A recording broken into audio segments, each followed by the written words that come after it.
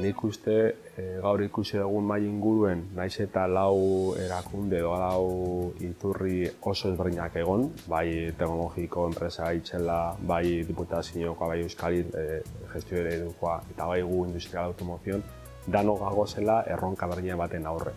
Danok ipini dugu, mingaino eduki dugu konfiantza hitza, datoa, zelan inkaldugu berbepesoean gure biztanleriko datoa, eta zelan erronka gagozen lekutik egonda, aurrea begire, bai ala baiezkoa dela.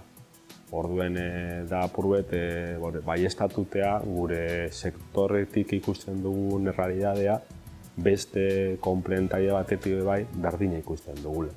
Orduen bidean gagozela eta aurrera.